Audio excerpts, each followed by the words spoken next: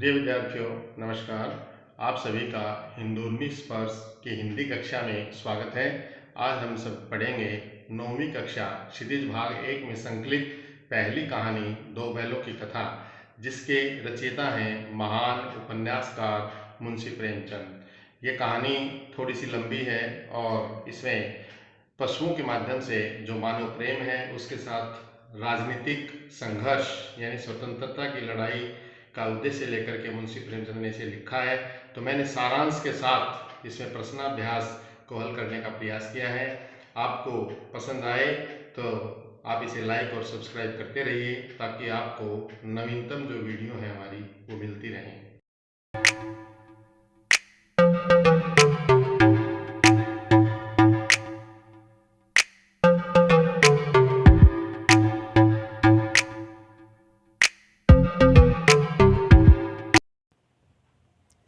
प्रिय विद्यार्थियों, आज हम पढ़ेंगे 9th कक्षा क्षितिज भाग 1 में संकलित कहानी दो बैलों की कथा, जिसे लिखा है मुंशी प्रेमचंद। मुंशी प्रेमचंद को हिंदी साहित्य में उपन्यास सम्राट के नाम से जाना जाता है। इस महान व्यक्तित्व का जन्म सन 1880 में बनारस के लमही नामक गांव में हुआ। उनका मूल नाम धनपत राय था। प्रारंभ में धनपत राय उर्दू भाषा में लेखनी चलाते थे, लेकिन बाद में हिंदी लेखन का कार्य इन्होंने अपने परिवर्तित नाम प्रेमचंद से प्रारंभ किया। मुंशी प्रेमचंद का बचपन अभाव में और संघर्ष में बीता। शिक्षा बीए तक ही हो पाई। उन्होंने शिक्षा विभाग में नौकरी की, परंतु असहयोग आंदोलन में सक्रिय भाग लेने के लिए सरकारी नौकरी से त्यागपत्र दे दिया और लेखन कार्य के प्रति पूरी तरह समर्पित हो गए। सन 1936 में इस महान कथाकार का देहांत हो गया। मुंशी प्रेमचंद के साहित्य में 360 कहानियाँ संकलित हैं, जो कि मानसरोवर नामक संग्रह में 8 भागों में संकलित हैं। इनके प्रमुख उपन्यासों में सेवा सदन, प्रेमाश्रम, रंगभूमि, कायाकल्प, निर्मला, गबन, कर्मभूमि, गोदान आदि प्रमुख हैं और इनका मंगलसूत्र नामक उपन्यास अधूरा रहा, जिसे बाद में इनके पुत्र के द्वारा पूरा किया गया।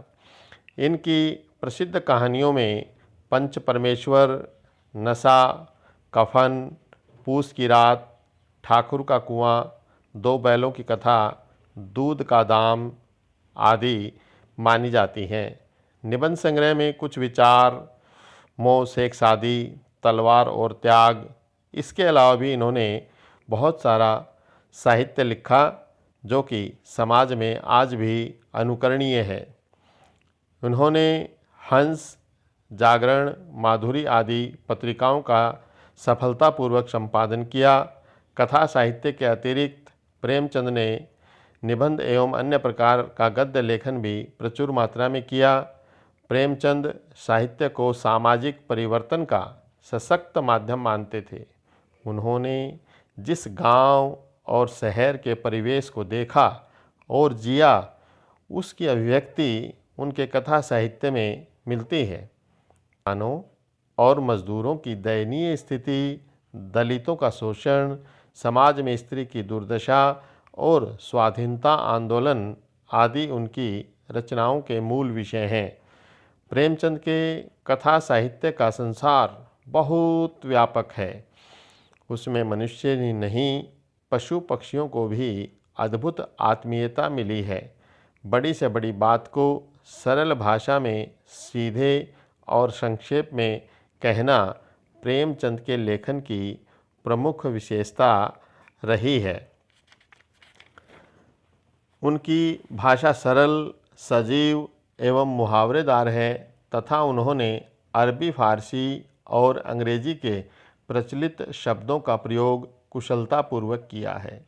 दो बैलों की कथा के माध्यम से मुंशी प्रेमचंद ने कृषक समाज और पशुओं के भावात्मक संबंध का बहुत ही मार्मिक वर्णन किया है। इस कहानी में उन्होंने यह भी संदेश दिया है कि स्वतंत्रता सहज में नहीं मिलती है, उसके लिए बार बार संघर्ष करना पड़ता है। इस प्रकार परोक्ष रूप से यह कहानी आज़ादी के आंदोलन की भावना से जुड़ी है।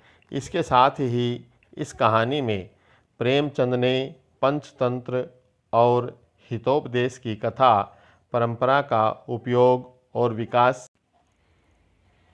प्रिय विद्यार्थियों, मुंशी प्रेमचंद ने 2 बैलों की कथा कहानी को 5 हिस्सों में बांट करके लिखा है। कहानी लंबी है, इसलिए हम केवल सारांश पर चर्चा करते हैं, बाद में प्रश्नाभ्यास पर चर्चा करेंगे। उन्होंने कहानी में बताया है कि जानवरों में सबसे मूर्ख गधे को माना जाता है, क्योंकि वह अत्यंत सीधा और सरल है। वह किसी बात का विरोध नहीं करता। अन्य जानवरों को कभी न कभी गुस्सा आ जाता है, किंतु गधे को कभी गुस्सा करते नहीं देखा। बैल के विषय में लोगों की कुछ और धारणा रही है, तभी तो उसे बछिया का ताऊ कहते हैं, किंतु यह बात सच नहीं है, क्योंकि बैल को गुस्सा भी आता है, वह मारता भी है और अड़ियल रुख भी अपना लेता है। इसलिए लोग उसे गधे से बेहतर समझते हैं।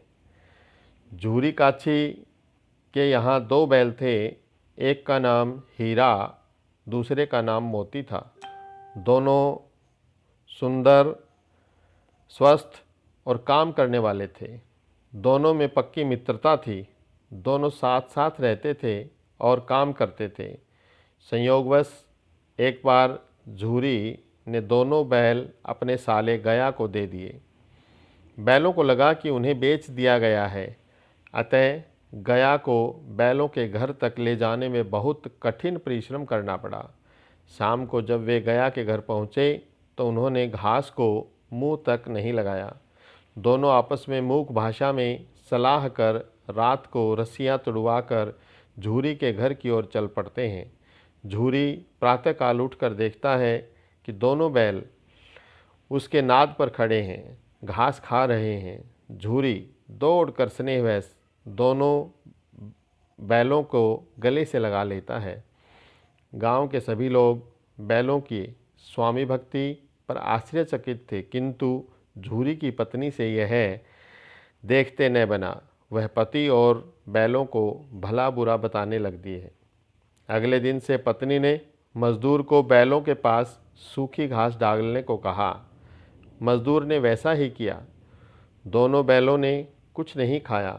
दूसरे दिन झूरी का साला फिर आया और दोनों बैलों को फिर से ले जाकर मोटी तगड़ी रस्सियों से बांधकर सूखा भूसा डाल दिया और अपने बैलों को अच्छा चारा दिया। अगले दिन दोनों को खेत में जोता गया, लेकिन मार खाने पर भी दोनों ने पैर न उठाने की कसम खा रखी थी। अधिक मार खाने पर दोनों भाग खड़े हुए। मोती के दिल में क्रोध की ज्वाला भड़क रही थी, किंतु हीरा के समझाने पर मोती खड़ा हो गया। गया ने दूसरे लोगों की सहायता से उसको पकड़ा और उसे घर ले जाकर फिर मोटी रस्सियों से बांध दिया तथा फिर वही सूखा भूसा डाल दिया गया। इस प्रकार दोनों बैल दिन भर परिश्रम करते और मार खाते और संध्या के समय सूखा भूसा खाते। एक दिन गया की लड़की ने दोनों बैलों को खोल दिया और फिर शोर मचा दिया कि बैल भाग गए हैं। गया हड़बड़ाकर बाहर भागा और गांव वालों की सहायता के लिए चिल्लाया, लेकिन बैल बहुत दूर भाग चुके थे। दोनों बैल भागते भागते अपनी राह भी भूल बैठे थे। जब वे भूल से बेहाल थे, लेकिन पास ही मटर का खेत देखकर उसमें चरने की इच्छा रोक नहीं पाए और फिर मटर खा करके खेलने लगे। कुछ ही देर में उधर एक सांड आया और उनसे भिड़ गया।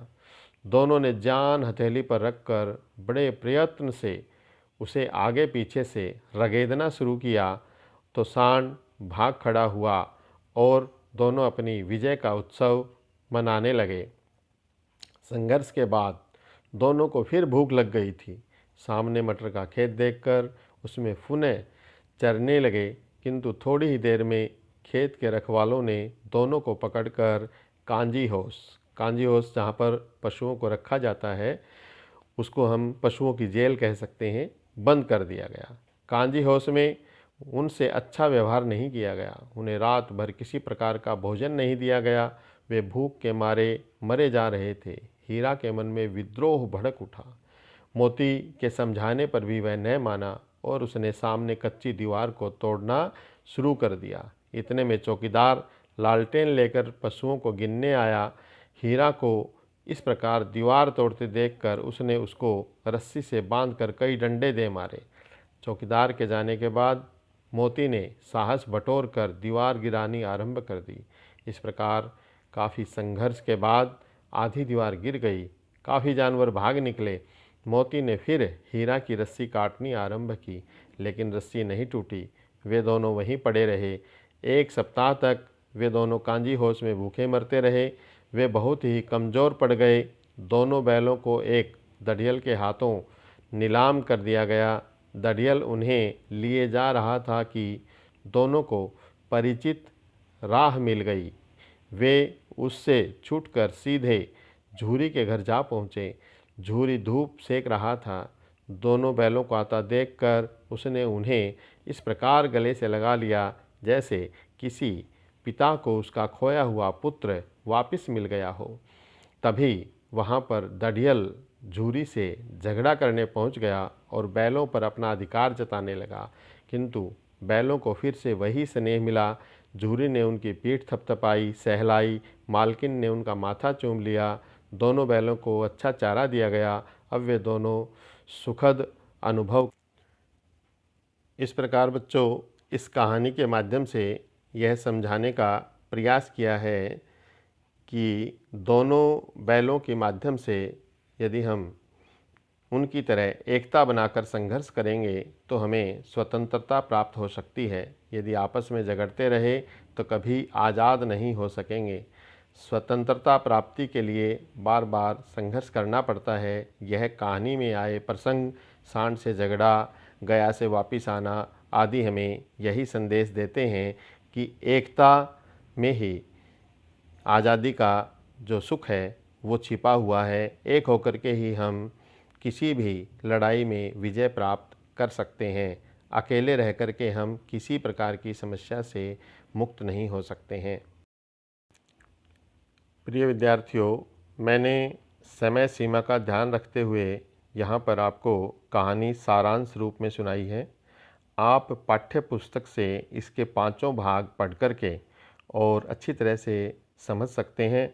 अब हम चर्चा करेंगे इसके कहानी के प्रश्नाभ्यास पर। पहला प्रश्न पूछा गया इसमें, कांजी हाउस में कैद पशुओं की हाजिरी क्यों ली जाती होगी? तो बड़ा स्पष्ट सा उत्तर है कि हम किसी चीज़ की गणना क्यों करते हैं, ताकि उसका हमें ये भान रहे कि इसमें कोई कमी तो नहीं हो गई है। तो यहाँ पर हम लिखेंगे, कांजी हाउस में कैद पशुओं की हाजिरी इसलिए ली जाती होगी क्योंकि वहाँ की दीवारें कच्ची थी और अनेक प्रकार के पशु वहाँ पर कैद किए गए थे।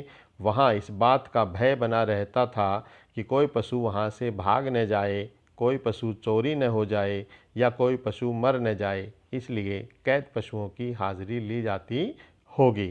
प्रश्न क्रमांक 2, छोटी बच्ची को बैलों के प्रति प्रेम क्यों उमड़ आया? इसमें हम लिखेंगे कि छोटी बच्ची की भी माँ का क्या हो गया था, देहांत हो गया था और सौतेली माँ उसे बहुत मारती थी। बैलों को भी दिन भर जोतते समय डंडों की मार पड़ती थी। यही नहीं, उनको खाने के लिए केवल सूखा भूसा ही दिया जाता था। अतः बैलों की इस दुर्दशा पर छोटी बच्ची को दया आ गई। उसे लगा कि उसके समान बैलों के साथ भी सौतेला व्यवहार हो रहा है। यही कारण है कि उसके मन में बैलों के प्रति प्रेम उमड़ आया और वह रात के समय उनको एक एक रोटी खिलाने लगी तथा समय आने पर उनकी रस्सी खोलकर उन्हें भगा दिया। तीसरा प्रश्न पूछा गया इसमें, कहानी में बैलों के माध्यम से कौन कौन से नीति विषयक मूल्य उभर कर आए हैं? कहानी में बैलों के माध्यम से हमने सुना कि अनेक नीति विषयक मूल्य उभर कर के सामने आए हैं। यथा किसानों तथा पशुओं की भावात्मक संबंध देखे जा सकते हैं। किसी भी व्यक्ति को पशुओं के सीधेपन तथा सहिष्णुता के कारण उन्हें मूर्ख नहीं समझना चाहिए। प्रत्येक प्राणी को अपने धर्म पर अडिग रहना चाहिए। संगठित होकर बड़ी से बड़ी मुसीबत पर विजय प्राप्त की जा सकती है। हारे हुए दुश्मन पर भी दया भाव रखना चाहिए। मुसीबत के समय ही सच्चे मित्र की परीक्षा होती है तथा अंतिम नीति विषयक मूल्य यह है कि भलाई का परिणाम भलाई ही होता है। चौथा प्रश्न यहाँ पूछा गया है, प्रस्तुत कहानी में प्रेमचंद ने गधे की किन स्वभावगत विशेषताओं के आधार पर उसके प्रति रूढ़ अर्थ मूर्ख का प्रयोग न कर किसी नए अर्थ की ओर संकेत किया है। प्राय गधे को पशुओं में सर्वाधिक मूर्ख माना जाता है। जब हमें किसी व्यक्ति को मूर्ख कहना होता है तो हम उसे गधा कह देते हैं, परंतु लेखक के अनुसार यह सही नहीं है, क्योंकि गधा अपने सीधेपन और सहिष्णुता के कारण किसी को हानि नहीं पहुंचाता। दूसरे जानवर तो कभी कभार क्रोध भी कर देते हैं, लेकिन गधा हमेशा क्रोध से दूर रहता है। केवल वैशाख के महीने में ही वह थोड़ा बहुत खुश दिखाई देता है।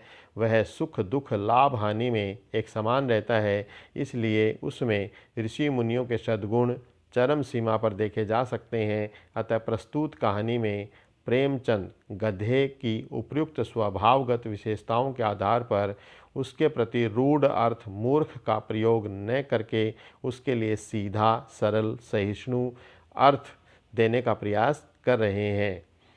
किन घटनाओं से पता चलता है कि हीरा और मोती में गहरी दोस्ती थी? प्रश्न क्रमांक 5। तो ऐसी बहुत सारी घटनाएं हमने कहानी में देखी हैं। उनका खेत में एक साथ काम करना, नाद में एक साथ मुंह डालना, एक दूसरे से मूक भाषा में बात करना और आपस में एक दूसरे को चाट करके अपनी व्यथा को व्यक्त करना, और यहाँ तक कि जब वो सांड से लड़ते हैं तो दोनों, एक आगे से रगड़ देता है तो एक पीछे से रगड़ देता है, और इस प्रकार सांड उनसे डर करके भाग जाता है। कांजी होश की घटना भी हमें यही सिखाती है कि जब हीरा दीवार गिराता है तो वो बांध दिया जाता है, तब मोती उस दीवार गिराने की उसमें सहायता करता है और वो कामयाब हो जाता है, और उसी कामयाबी में वह हीरा को अकेला छोड़ करके भागता नहीं है, बल्कि उसके साथ ही रहने का निर्णय करता है। और जब दरियल आदमी नीलामी से दोनों बैलों को खरीद कर ले जाने लगता है, तब दोनों मित्र वहां से भाग खड़े होते हैं और झूरी के घर पहुंच जाते हैं। तो उपयुक्त घटनाओं से हमें पता चलता है कि हीरा व मोती में गहरी दोस्ती थी। प्रश्न क्रमांक 6, लेकिन औरत जात पर सींग चलाना मना है, यह भूल जाते हो। हीरा के इस कथन के माध्यम से स्त्री के प्रति प्रेमचंद के दृष्टिकोण को स्पष्ट कीजिए। साहित्य में प्राय साहित्यकार का दृष्टिकोण उसके किसी न किसी पात्र के चरित्र अथवा कथन के माध्यम से प्रकट होता है। हीरा के द्वारा मोती को कहे गए उपयुक्त कथन के माध्यम से भी साहित्यकार का स्त्री के प्रति यह दृष्टिकोण स्पष्ट होता है कि वे स्त्री जाति का अत्यधिक सम्मान करते हैं। वे कभी किसी भी परिस्थिति में नारी को हीन दृष्टि से नहीं देखते हैं। उनके अनुसार नारी को मारना व पीटना कोई बहादुरी का काम नहीं था, अपितु वे इसे भारतीय संस्कृति के विपरीत समझते थे। प्रश्न क्रमांक 7, किसान जीवन वाले समाज में पशु और मनुष्य के आपसी संबंधों को कहानी में किस प्रकार व्यक्त किया गया है? तो प्रस्तुत कहानी में मुंशी प्रेमचंद ने बहुत ही सुंदर ढंग से पशु और किसान के संबंध को मार्मिक ढंग से प्रस्तुत किया है। झूरी नामक किसान अपने बैलों हीरा और मोती से बहुत प्यार करता है, उन्हें अच्छा चारा डालता है। दोनों बैल गया के घर से भागकर झूरी के घर आते हैं तो दौड़कर उन्हें वो गले लगा लेता है। दूसरी ओर गया के घर में जाते समय दोनों बैलों को भी झूरी से बिछुड़ने का दुख है। उन्हें लगता है कि झूरी ने उन दोनों को बेच दिया है। दोनों बैल अधिक मेहनत करके झूरी के घर में ही रहना चाहते हैं। इस प्रकार जब छोटी बच्ची ने अपने हाथ से दोनों बैलों को एक एक रोटी खिलाई तो उन्हें बच्ची के प्रति उनके मन में स्नेह उत्पन्न हो गया। इस पर बच्ची पर अत्याचार करने वाली सौतेली माँ पर मोती ने सींगों से प्रहार करना चाहा, लेकिन हीरा और मोती दरियल के हाथों से छूटकर झूरी के पास लौट कर आते हैं तो वह उन दोनों को इस प्रकार गले लगा लेता है कि जैसे किसी पिता को उसका खोया हुआ पुत्र प्राप्त हो गया हो। और झूरी की पत्नी, जो उन दोनों से नाराज़ थी, दोनों बैलों का माथा चूमती है। इससे स्पष्ट है कि किसान अपने पशुओं को अपने परिवार का सदस्य मानता है और स्नेहपूर्वक उनकी देखभाल करता है। दूसरी ओर पशु भी किसान से स्नेह मिलने के कारण उसके बंधन में बंधकर उसका साथ निभाते हैं और उसके अधिक से अधिक कार्य में हाथ बटाने का प्रयास करते हैं। प्रश्न क्रमांक 8। इतना तो हो ही गया कि 9-10 प्राणियों की जान बच गई, तो वे सब आशीर्वाद देंगे। मोती के इस कथन के आलोक में उसकी विशेषताएं बताइए। कांजी होश की घटना से सीधा जोड़ते हैं तुम्हें यहाँ पर। जब दोनों बैलों को कांजी होश में बंद कर दिया गया तो हीरा और मोती ने मिलकर के कांजी होश की जो कच्ची दीवार थी उसको गिराया। तो पहले से ही बंद उसमें 9-10 जानवर जो वहाँ पर पहले से ही कांजी होश में बंद थे, वो दीवार गिरने के बाद क्या है, निकल करके भाग गए। तो 9-10 प्राणियों की जान बचा करके इन्होंने बहुत ही कल्याण का कार्य किया। इसी प्रकार वह छोटी बालिका को कष्ट देने वाली उसकी सौतेली माँ को भी सींग मारकर मार डालना चाहता है, परंतु हीरा के कहने पर ऐसा नहीं करता है। यही नहीं, वह एक सच्चा मित्र भी है। यही कारण है कि कांजी होश से भाग सकने की स्थिति में होने पर भी वह रस्सी से जकड़े हुए अपने साथी हीरा को अकेला छोड़कर नहीं भागता है और पकड़ा जाता है। परोपकार की भावना, सच्ची मैत्री भावना, निर्बलों व असहायों में सहयोग करने की भावना। प्रश्न क्रमांक 9, आशय स्पष्ट कीजिए। कै अवश्य ही उनमें कोई ऐसी गुप्त शक्ति थी जिससे जीवों में श्रेष्ठता का दावा करने वाला मनुष्य वंचित है। यहाँ लेखक ने संदेश देना चाहा है या कहना चाहा है कि हीरा और मोती दोनों बैलों में मूक भाषा द्वारा विचारों का आदान प्रदान होता था। वे एक दूसरे के मन की बात को तत्काल ही समझ लेते थे। वे हमेशा साथ साथ मिलकर रहते थे। दोनों में पक्की दोस्ती थी और वे एक दूसरे के लिए मुसीबत झेल सकते थे। उनमें आपसी प्रेम, आत्मीयता और घनिष्ठता थी। उसकी इसी गुप्त शक्ति के सामने जीवों में स्वयं को श्रेष्ठ मानने वाला मनुष्य भी हीन दिखाई देता है।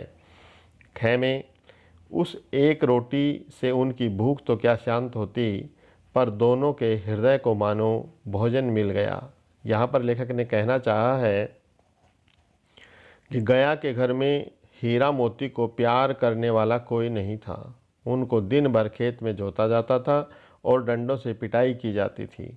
घर लौटने पर उन्हें सूखा चारा खाने को दिया जाता था। छोटी बच्ची रात के समय उन्हें एक एक रोटी खिला देती थी। दोनों एक एक रोटी खाकर संतुष्ट हो जाते थे। हालांकि इससे उनकी शारीरिक भूख शांत नहीं होती थी, परंतु इससे दोनों को बच्ची का स्नेह मिल जाता था और उनके हृदय की भूख दूर हो जाती थी। प्रश्न क्रमांक 10, गया ने हीरा मोती को दोनों बार सूखा भूसा खाने के लिए क्यों दिया? उत्तर आएगा इसका, वह हीरा मोती के व्यवहार से बहुत दुखी था। इस प्रकार हमने प्रश्नाभ्यास के 10 प्रश्नों के उत्तर यहाँ पर चर्चा की है। आप सभी को ये समझ में आए होंगे और आप सभी बड़े ध्यान से सुनकर के अपनी कॉपी में सुंदर और शुद्ध लेखनी के माध्यम से इनका लिख कर के परीक्षा की दृष्टि से लाभ उठा सकते हैं।